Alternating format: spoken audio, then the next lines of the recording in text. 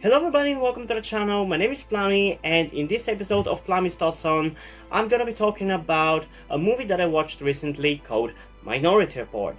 Maybe you have heard about this movie, maybe you have not. Most of the time that I've heard this movie being mentioned, it's usually been alongside things like Black Mirror or 1984.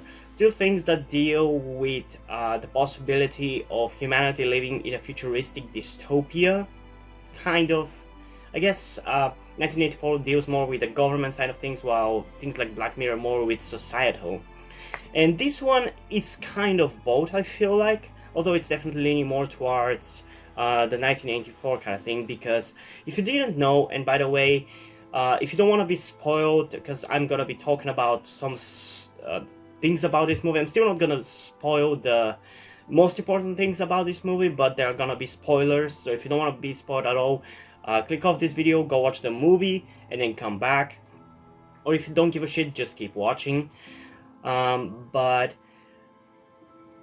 this movie deals basically with the idea of thought crimes, or more specifically, if you can predict with almost certainty that a crime is going to happen, should you try to prevent it and then arrest that person and punish them for that crime, even though he didn't end up committing the crime. But the thing is also about this movie is that it actually doesn't really deal with that. It is part of its plot and definitely influences it quite a lot, actually. But this movie is more than anything a murder mystery. And that honestly personally surprised me, because I've heard it being mentioned quite a few times, and I've always thought it was going to have the weight of like 1984, and actually it was going to deal with that issue of thought crimes, but it actually doesn't. It's kind of pretty straightforward where the movie sits in regards to the thought crime kind of thing, although the movie has a certain character who is kind of like a misdirect, question the main characters about whether these thought crimes should be a thing or not. It doesn't really question it, it's not really questioned from the writing perspective kind of things. Like, the movie is not about this. The movie is about a murder mystery, and this kind of like thought crime things, it's more like a spice to the movie rather than anything else. This movie is first and foremost a murder mystery, and I gotta say it's a damn enjoyable one, especially with the additions of the futuristic plot elements to this. Although there are definitely some superfluous part of it, like for example the cops which work at this specific part which deals with the thought crimes use jetpacks, which feels unnecessary. Like, sure, it's the future, but you didn't need the jetpacks to signify that. And honestly, whenever there are jetpacks in the scene, like whenever the cops use the jetpacks, it just looks goofy, because it's obvious that they're using I don't know what to call them, like they're obviously attached to something and they're not just flying in the air. Like, it's too obvious in my opinion. And specifically, there is one scene in which the cops are following or trying to catch the main character, and that scene is unnecessarily long, and it's just goofy, and it just fights with the rest of the tone for the movie. And another unnecessary addition that is just there for style points, I guess you could say, is the fact that in this movie, in the future, they have futuristic cars which, if I remember correctly, get out of the building and slide down a road which is going up on the side of the buildings, which I gotta say, yes, it looks cool, and there's at least one set piece which happens on that kind of thing, and it's cool, don't get me wrong, but it just feels unnecessary. Like, it doesn't really add much to the movie. It's just there for for style points, which I guess is not too big of a deal because it also doesn't detract to it. I just feel like it's kind of pointless in my opinion. Okay, so let's get into the actors and the characters, I guess. Obviously, the main character of this movie is played by Tom Cruise. And honestly, I personally don't really get the hate for Tom Cruise. There's only like one scene, or more specifically one sequence of scenes in which it is a little bit annoying. Like, the main character is obviously a cop, and the interface that they use to check how the prediction visions of the future of what the crime being committed is going to look like the way Tom Cruise just moves his hands across the interface, it just looks so pretentious. And I don't know if it was his idea, probably it wasn't, but it just comes off a little bit pretentious. And if that is the reason why some people don't like Tom Cruise, because he's too big of an ego, I can see that. Like, in that specific scene, it bothered me too. But there's another scene in which his first order subordinate does the same thing, and it doesn't really come off as forced, so it might be just a Tom Cruise kind of thing, I don't know. And by the way, did I mention that that first order subordinate guy is played by the guy who plays who's his name? What was his name? He plays a character on Legends of Tomorrow, and he played a character on Arrow, but his name is Damien Dark. He plays Damien Dark on Arrow and Legends of Tomorrow, and he was a cool, surprising addition to this movie. Like, I did not expect to see him. He didn't really have that big of a role, but he was fine, I guess. He was kind of like the best friend to the main character, and I enjoyed him for what he was. But I'd say the star characters of this movie are Tom Cruise, Tom Cruise's main character, who I don't even remember the name of his main character, the other police character who first, other cop, or should I say federal agent character, who comes in to investigate how well the system of predicting crimes works. I don't know the name of the actors. I'm gonna put it on the screen. I'm gonna even put a picture of him. But he did a really good job, and he seems like a very familiar actor, but I don't know if I've seen him in something. He just comes very familiar, and I enjoyed him too. And another, the third really good character is Samantha Morton's character, who I don't know the name of, but she did her role so well, and for the longest time I actually didn't realize that it was her, because I've only seen her recently in The Walking Dead. She joined the show in season 9, I think it was. Yeah, it was in season 9, and it's interesting to see her play another kind of weird character with weird behaviors and actions. I can definitely see some behaviors that she ended up using as Alpha on The Walking Dead. So she really has the thing for characters with weird mannerisms. I think she nailed the role really well. And also, she looks so young in this, and obviously this was like 20 years ago this movie was made, so obviously she's gonna be much younger, but yeah, I think she did really well. So those are the three standout characters in my opinion. Another, I guess, tiny complaint I might have about the main character specifically, it's that it's another generic cop character. Like, I guess considering the strength of this movie is not the characters really, it's kind of like the plot, you could say. It's not that big of a deal that the main character is just another generic cop who has lost his family, or feels guilty for the death of his family and cannot cope with the death of his family, or in this case, child. But it's just another cliche when you could have done something better, I guess. I don't know. And as I said, this movie doesn't really question the idea of the prediction of the crimes, or as they call it, if I remember correctly, they call it pre-crimes.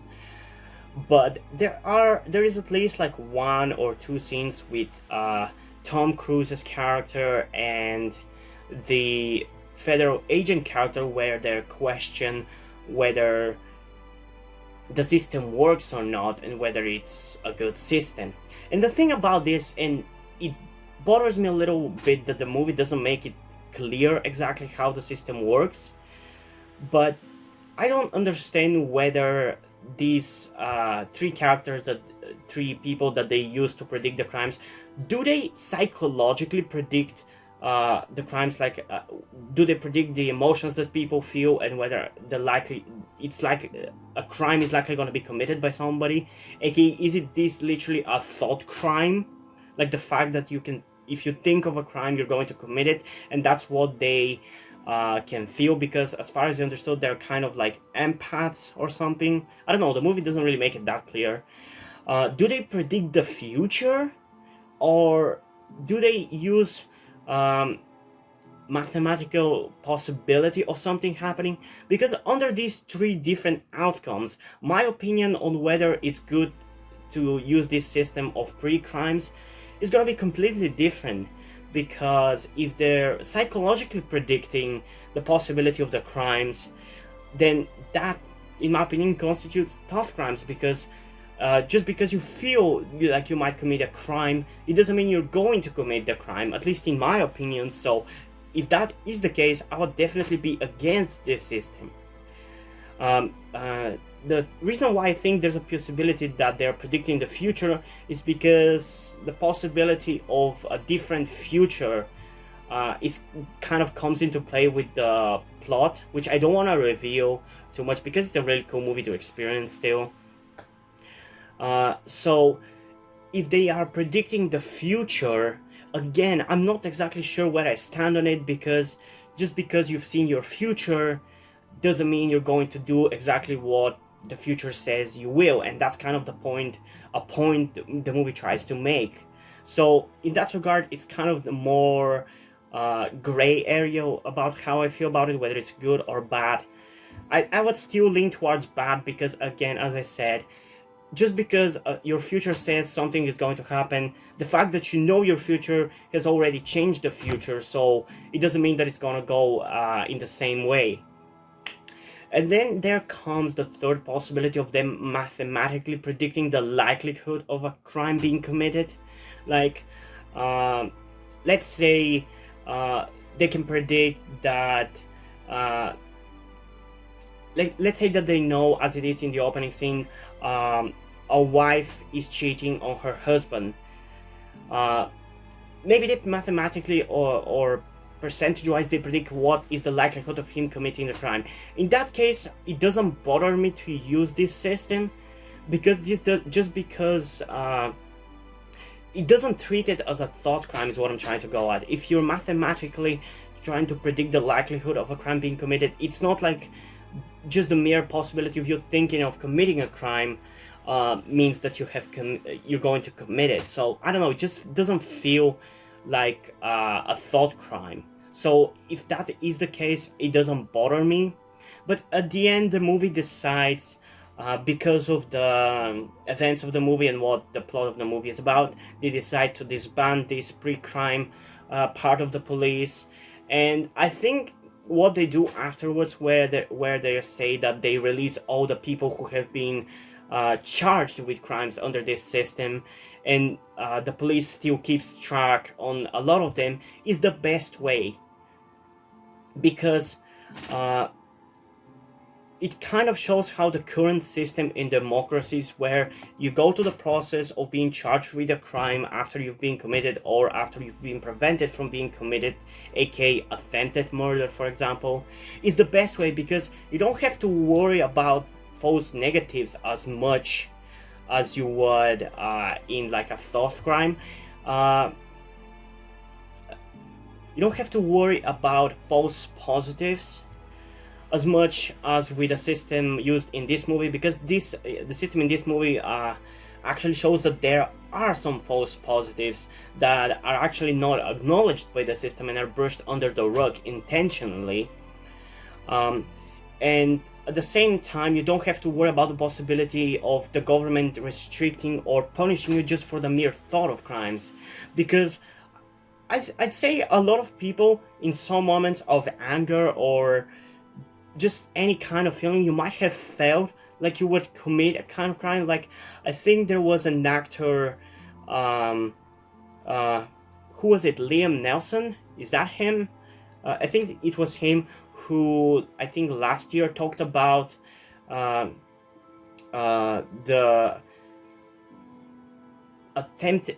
about an attempted murder or a racial attack that he felt that he wanted to commit.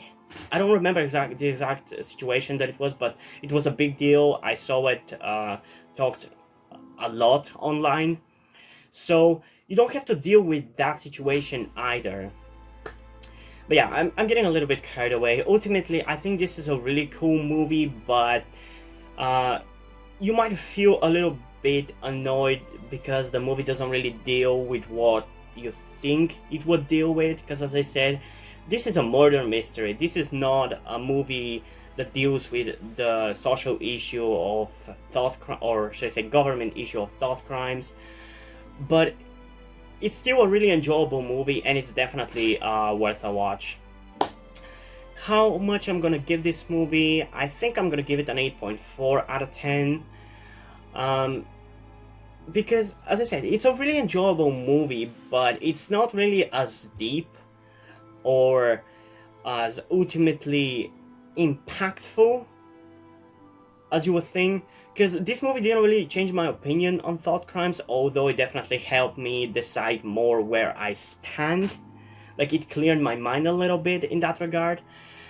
But maybe somebody, because this movie is usually touted as that kind of movie that actually talks about this, some people might be disappointed that it actually doesn't. But it's still a good movie, and I think ultimately that's the most important thing.